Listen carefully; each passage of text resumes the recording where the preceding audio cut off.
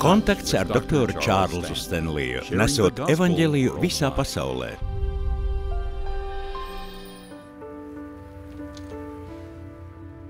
Es uzaugu mājā, kurā nebija tekoša ūdens. Mēs dzīvojām garāžā. Man nekad nebija jauna drēbju, nebija jauna zeķu pāra. Manās kurpēs vienmēr bija pa caurumam. In Touch Ministries piedāvā viņa sirds bezpajumtniekiem. Kungs, mēs lūdzam, ka ik viens, kurš šodien saņem šīs segas, tiktu svētīts. Kungs, mēs lūdzam, lai tu tās svaidītu ar savu klātbūtni, kas aizsniegtu viņu sirdi. Kā vientuļai mātei man bija jāstrādā 3 darbos, lai savilktu galus kopā. Es zinu, ko nozīmē dzīvot nabadzībā. Es gāju uz baznīcu. Darīju visu, kas kristiešiem jādara, bet man vienmēr šķita, ka jābūt kam vairāk, ko es varētu darīt. Tad es dzirdēju svētrunu, kur mācītājs Stenlijs runāja par to, ka tu pa īstam vari dzīvot tikai tad, ja atdod savu dzīvi. Tas man ļoti uzrunāja. Viņš mani savā ziņā pagrūda. Mēs kalpojam Feniksā. Kad es kalpoju bezpajumtniekiem, es viņus iemīlu. Jūs redzat, kādi viņi ir. Mēs visi esam vienādi. Viss sākas ar Jēzus mīlestību, kas mājo mūsos. Tai nevajadzētu palikt tikai mūsos. Mēs zinām, ka Jēzus mūs mīl. Man šķita, ka viņa vārds ir cerība uz jaunu sākumu, jo tieši tā es jutos, kad viņam pirmoreiz teicu jā. Es gribu atvērt zupas virtuvi, lai varētu viņus pabarot katru dienu. Telpas, kur viņi varētu atnākt, saņemt tīras drēbes, kurpes. Un pavisam noteikti arī maltītes. Tas ir mans aicinājums. Un viņš mani izvedīs tam cauri.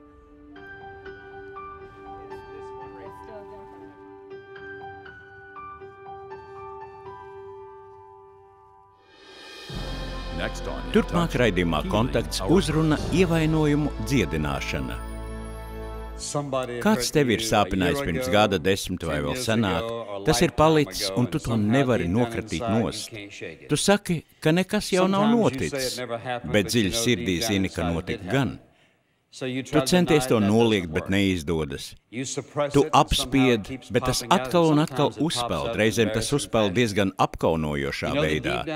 Dziļi sirdī tu zini, ka toreiz sen atpakaļ kaut kas ir noticis, bet tu varbūt pat nespēji to ietērpt vārdos.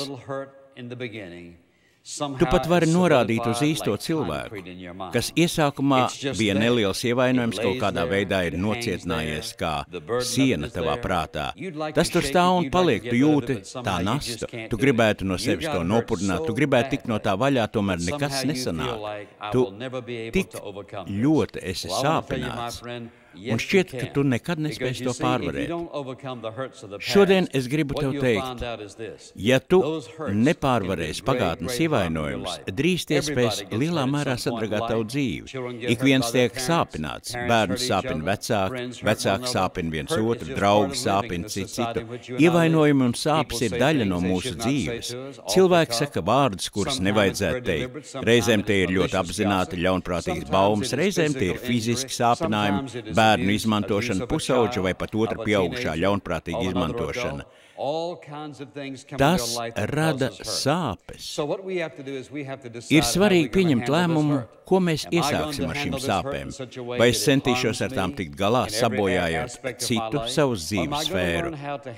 Vai arī iemācīšos tikt galā, lai varu no tā kaut ko mācīties, paņemt noderīgi, varbūt pat pieaugt un neļaut tam sevi nemitīgi sāpināt? Dievs negrib, ka mēs reaģētu uz sāpinājumiem tā, ka tas iznīcina mūsu dzīvi, sabojā mūsu liecību, uzveļ mums emocionālu nastu, ko nesam visu atlikušo mūžu. Atvērsim vēstules Efeziešiem 4. nodaļu. Pirmajās 3 nodaļās Pāvilam ir izdevies iespiest tik daudz teoloģijas, un pēdējās 3 nodaļās ļoti daudz praktisku kristīgās dzīves piemēru. 4. nodaļā viņš runā par visu to, ar ko mums dzīvē nāks saskarties, par atjaunošanos prātā, dusmām un tā joprojām. Tad uz nodaļas beigām, 30. pantā, viņš saka: un neapbēdiniet Dieva svēto garu, ar ko esat apzīmogoti atpestīšanas dienai. Katrs rūgtums, ātrsirdība, dusmas, bāršanās un zaimi, vispār katra ļaunprātība, lai ir tālu no jums. Bet esiet cits pret citu laipni un žēlsirdīgi, piedodiet cits citam, kā arī Dievs Kristu jums ir piedevis. Mums katram ir arī tādi ievainojumi, kurus piedot ir viegli. Jā, tu man sāpināji, bet tas nekas, esmu tam pāri, saprotu, ka kļūdījies, saprotu, ka tobrīd to pašam bija grūts dzīves posms. Bet ir arī tie ievainojumi, kas ir iegriezušies tik dziļi, ka cilvēks nespēj tikt no tiem vaļā. Tu ej uz baznīcu, uzklausi evaņģēliju, zini patiesību, un tomēr tu saki, es zinu, ka Dievs tā saka, bet es jūtos tā un tā. Turoties pie šī ievainojuma, turoties pie sāpinājuma, sāk ciest visa tava dzīve. Reizēm turēšanās pie sāpinājuma mums dod drošību.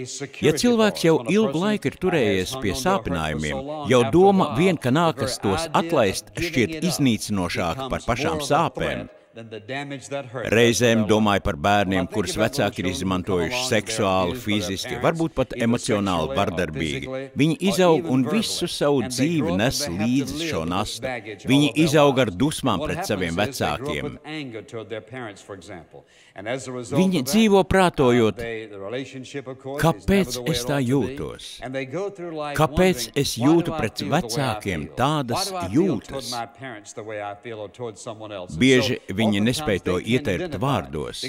Viņi saka, jā, toreiz man tas sāpēja, bet zini, visi tiek sāpināti. Esmu jau to aizmirsis. Nē, neesi gan. Redzi, ievainojumus tā vienkārši nevar aizmirst. Šie dzīves ievainojumi, ja vien nepievēršam tiem pareizu uzmanību, pārtop par nepiedodošu garu.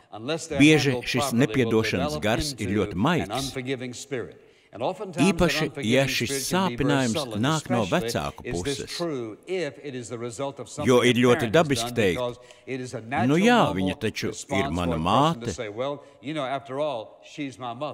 Šī mīlestība pret māti, pret tēvu, kaut vai izteikta tikai vārdos, to cenšas paslēpt, apklāt, aizmirstot, kas ir noticis.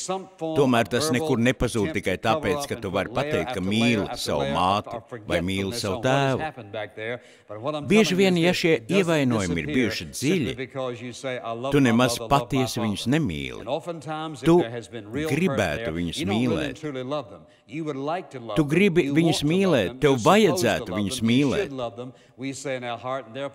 Mēs to pasakām sev savās domās un domājam, ka tā tas arī ir. Bet dziļi sirdī šīs sāpes sēž. Un lai arī no ārpuses viss izskatās jauki, dziļais ievainojums nav ticis izdziedināts. Tas ir kā tekoša inde, tas saindē visu. Tas ir arī iemesls, kāpēc jau vēlāk bērniem dzīvē izceļas konflikti ar vecākiem. Tas viss nāk ārā. Reizēm cilvēks sadūšais pateikt vecākiem, lūk, ko tu man nodarīji pirms 20, 30, 40 gadiem. Reizēm tas ir kas tāds, ko vecāks nemaz nav apjautis. Varbūt tev ir sāpinājis draugs pirms vairākiem gadiem, nemaz pats to neredzot un nezinot, bet sāpinājums palicis visus šos gadus.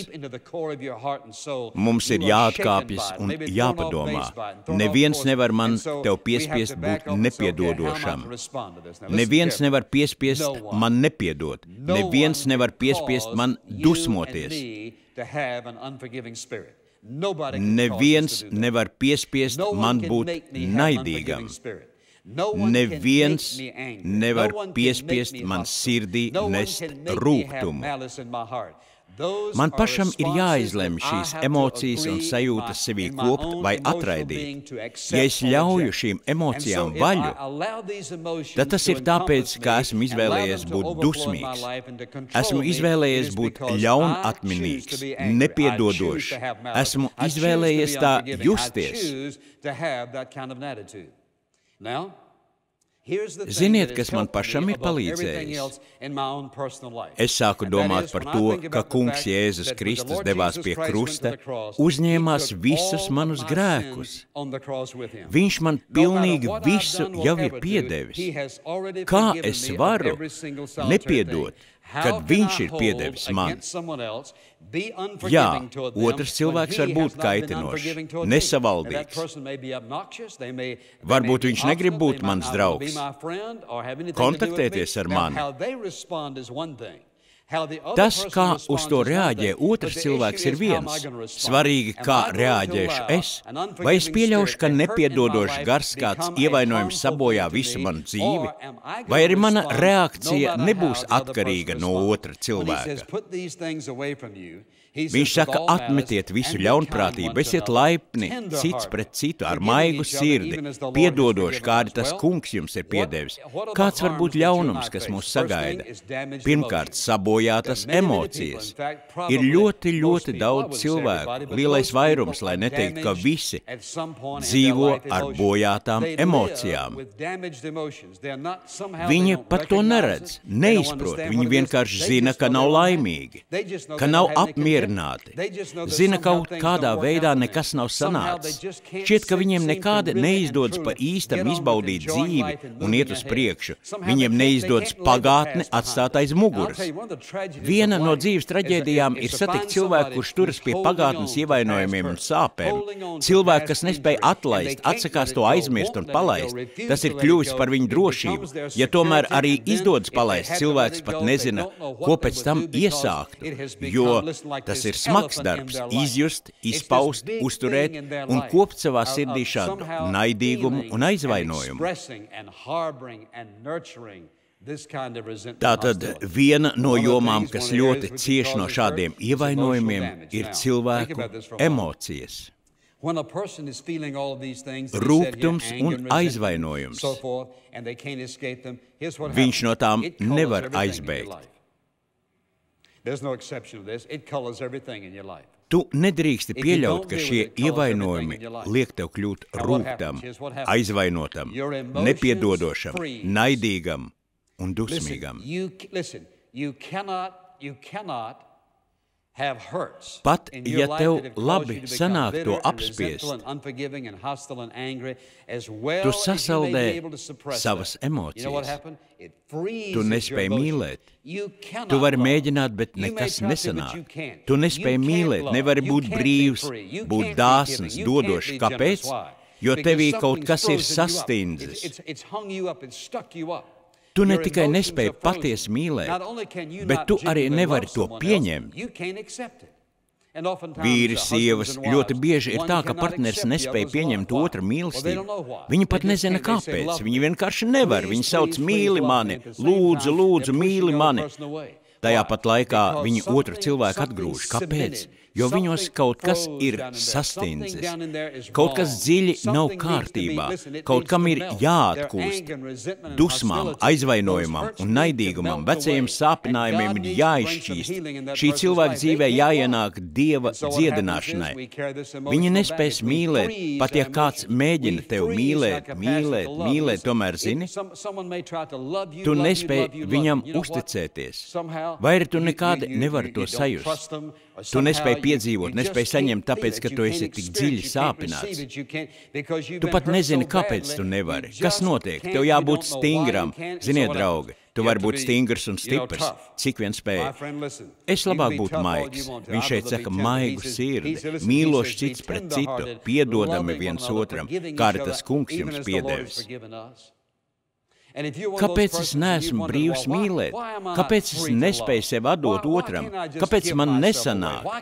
Varbūt tev sev jājautā, vai manī ir kas tāds, ko man vajadzētu atdot, nolikt malā, dziedināt savā garā, savā dvēselē, dziedināt savās emocijās? Otra joma, kuru tas nelabvēlīgi ietekmē, ir tas sabojā mūsu sadraudzību ar to Kungu. Es vairs nevaru būt patiess ar viņu, nevaru būt brīvs. Arī manā dzīvē ir bijušas reizes, kad tā ir bijis. Esmu centies kaut ko risināt un sajūt, ka mūsu attiecības vairs nav tādas, kā bija. Manas attiecības ar kungu bija sabojātas. Mīļais draugs, tu nedrīkst turēties pie ievainojumiem, tu nevari turēties pie sāpinājumiem, rūgtuma, aizvainojuma un reizē būt mierā ar Dievu. Tu gatavojies lūgt, tu pat vari pavadīt ilgu laiku runājot ar viņu. Kaut kas tomēr neaiziet līdz galam. Tu it kā saki tos pašus vārdus, bet nešķiet, ka tiem ir nozīme.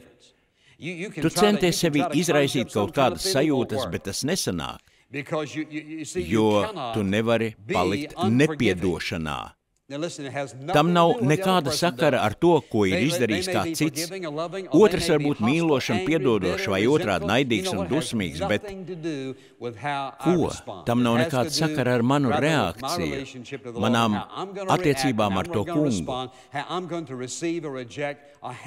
Tie sabojās tavas attiecības ar to kungu. Tu nevari atnākt šeit un priecāties, dziedāt un slavēt to kungu, ja tajā pašā laikā dziļi sirdī kaut kas tevī ir spēcīgi sagrābis. Tas tur ir visu laiku, tu gribētu, bet tas nav iespējams. Tu pat būtu gatavs atdot jebko, lai atkal varētu brīvi slavēt to kungu, dziedāt un pagodināt Dievu, pateikties viņam, bet tas nav iespējams, jo tevī iekšā ir kas tāds, kas tev dara pāri. Tas grauž tevi no iekšienes, tas grauž tavas attiecības ar to kungu. Tāpat tas iedragā arī mūsu veselību. Ja tu domā, ka vari atstāt savā dzīvē neapkoptus ievainojumus, tam nebūs nekādas pozitīvas ietekmes. Labāk padomā vēlreiz. Ja tu netiks galā ar šiem ievainojumiem, kaut kādā veidā tavu miesa par to sāks ziņot. Tas vienkārši tā notiek. Būtu interesanti pāanalizēt vidusmēra amerikāņu ģimenes aptieku čekus. Visticamāk, tajos būs zāles pret galvas sāpēm, mugursāpēm, sāpēm krūtīs vai vēdersāpēm. Nevienmēr šīs sāpes izraisa mugurkaula deformāciju vai nopietnas vēderdobuma saslimšanas, kas nav tieši dusmu rezultāts. Es nesaku, ka visas saslimšanas ir saistītas ar dusmām, bet bieži tā ir. Ļoti bieži fiziski saslimšanas rodas tādēļ, ka dziļākajā būtībā kaut kas ir iestrēdzis, kas ietekmē mūsu miesu. Redziet, Dievs vēlas pievērst mūsu uzmanību vienā vai otrā veidā. Viņš gribētu, ka mēs vienkārši ieklausītos mācībā, nomestos ceļos, tiktu ar to galā, nožēlot un iet tālāk. Tā vietā cilvēks vienkārši pievērst uzmanību šiem sāpinājumiem un saņemt dziedināšanu. Vieglāk ir aiziet pie ārsta. Jā, doktor, esmu visu laiku noguris, visu laiku jūtos slikti, man sāp te, sāp tur. Vairumam doktoru, kad pacients ienāk kabinetā, recepte jau ir gatava. Ko dara ārsts? Izraksta zāles, kas palīdz mazināt sāpes, nevis atrisināt pašu problēmu. Es piekrītu. Ir vieglāk aiziet pie ārsta un dabūt zāles, kas tev liek justies mazliet labāk. Bet kas notiek? Ko darīt, kad beidzas šīs zāles? Tu ej atpakaļ un dabū vēl. Ir cilvēki, kas dzīvo uz zālēm jau gadiem, jo nespēj tikt galā ar sāpinājumiem dziļi sirdī, kas iegūti vēl pirms daudziem gadiem. Šādi cilvēki dzīvo tikai šim brīdim. Ļauj man justies labi šajā brīdī. Mani neuztrauc nākotne, mani neuztrauc sirds ievainojumi. Es gribu šobrīd justies labi, bet es jums saku, tas ir iznīcinoši. Tas iznīcinās tevi emocionāli. Tas sabojās tavas attiecības ar to kungu. Tas ietekmēs tavas attiecības ar citiem cilvēkiem. Galu galā tas ietekmēs arī tavu veselību. Ja mēs nedarīsim to, uz ko aicina Dievs, agrāk vai vēlāk mūsu miesa padosies. Viņš šeit saka, lai tālu no jums ir viss rūgtums, aizvainojums, naidīgums. Tu teiksi, labi, pieņemsim, ka ir kāds, kam man vajadzētu piedot, kā lai to izdara. Kas nav piedošana? Piedošana nav otra cilvēka rīcības attaisnošana. Piedošana nav aizmiršana. Piedošana nav pieciešana. Sakot, jā, visi tā kļūdās, tā nav noliekšana. Tā nav attaisnošana tam, ko otrs izdarījis. Jā, laiks to dziedēs. Nē, ja vien tu netiksi galā ar to, ka šīs sāpes tavā dzīvē ir izraisījis, nekas netiks dziedināts. Ja es kādam piedodu, es apzināti vai labprātīgi nolieku, atmetu šo parādu, ko tu man esi parādā, mani sāpinot. Esmu gatavs to nolikt malā, es neko ļaunu vairs pret viņu neturu. Vai tas nozīmē, ka mūsu starpā viss ir atkal kārtībā? Nē. Nevienmēr. Mēs neesam atbildīgi par otra cilvēka reakciju uz piedošanu. Varbūt tu esi piedodošs, Dievs tev var dziedināt, bet otrs cilvēks, kurš tev ir sāpinājis, var arī dziedināšanu nesaņemt. Varbūt viņa nemaz neinteresē dziedināšanu. Varbūt viņa ļaunprātība ir tikpat liela šodien kā vakar. Tā ir mūsu atbildība mainīties, neatkarīgi no otra cilvēka reakcijas. Mēs neesam atbildīgi par otra cilvēka rīcību. Viņš pats par to ir atbildīgs. Viņam būs jāatbild par savu rīcību Dievam. Tu teiksi, bet ja ir kāds, kas man sāpinājis pirms ilga laika un tagad dzīvo citā valstī, varbūt tas cilvēks vispār ir miris. Ko tad?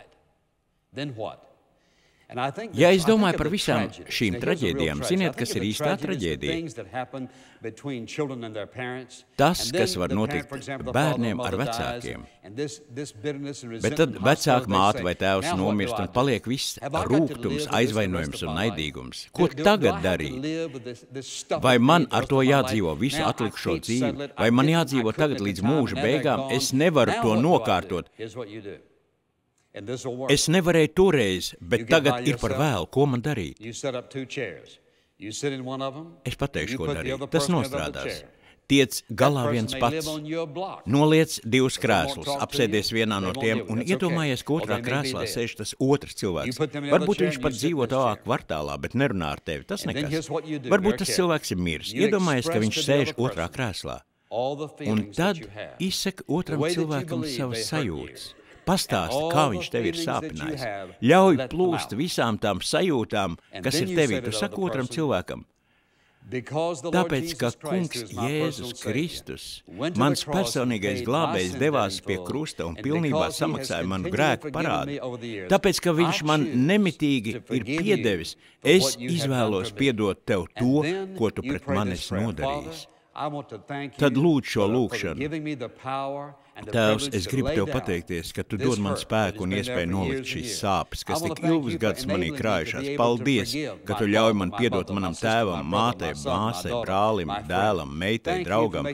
Paldies, ka es varu piedot un saņemt tavu piedošanu. Mīļais draugs, no šī brīža tavā dzīvē iesāksies dziedināšanas process. Tas, kas tev ir kaitējis, kas tev ir sāpējis daudz dziļāk, kā tu pats to esi aptvēris, lēnām izies dziedināšanas process. Dievs atbrīvos tevi no sāpinājumiem, kas ar laiku būtu tevi iznīcinājuši.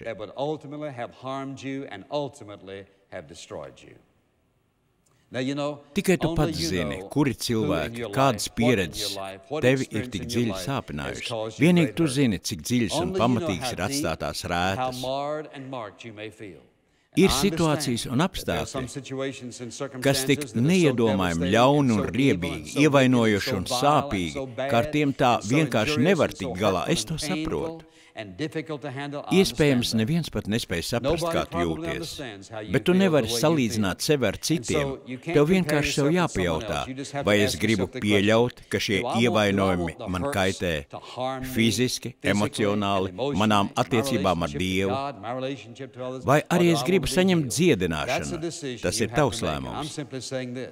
Dievs Tēvs, ja tu uzticēsies viņa dēlam, kungam Jēzum Kristum, kā savam personīgajam glābējam, tavā sirdī ienāks svētais gars un viņš dos tev spēku piedot. Viņš tevi stiprinās, tev palīdzēs.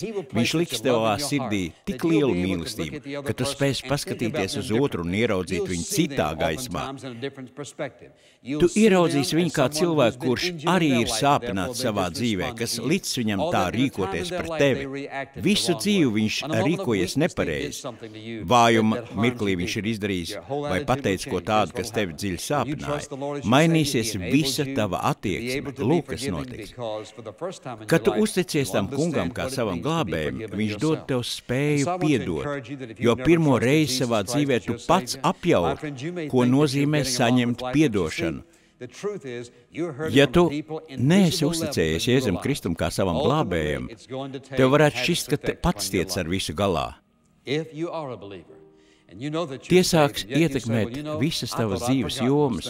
Ja tu jau esi kristietis, zini, tu esi glābts un tomēr saki, zini, man šķiet, ka esmu jau piedevis. Es domāju, ka tas pazudīs, ja to aizmirsīšu un nedomāšu par to. Tā tas nenotiek. Tāpēc es gribu tevi iedrošināt. Iespējams, tu saki, nezinu gan, kā tas būtu apsēsties ar kādu un par to runāt. Pamēģini. Ja tu negribi darīt to, tu vēl vari uzrakstīt vēstuli. Vienkārši visu uzrakst uz lapas. Uzrakst, ko tu jūti. Izsaki vēstulē. Vari uzrakstīt savu lūgšanu. Un tad sadedzini. Tai sadegot aizies visas tavas dusmas, nosodījums, naidīgums, rūgtums, visas sāpinājumi. Tēvs vēlas, lai tu būtu brīvs. Viņš saka, ja jūs atzīsiet patiesību, patiesība darīs jūs brīvus. Šī ir patiesība, kas darīs tev brīvu. Kad mēs esam gatavi piedot, kā mūsu Tēvs ir mums piedevis, mēs būsim brīvi no sāpinājumiem. Mēs būsim brīvi no tā posta, ko tie var nodarīt, ja vien uzticēsim tos Dievam. Ja caur šodienas programmu tiks svētīts, ienāc mūsu mājaslapā intouch.org.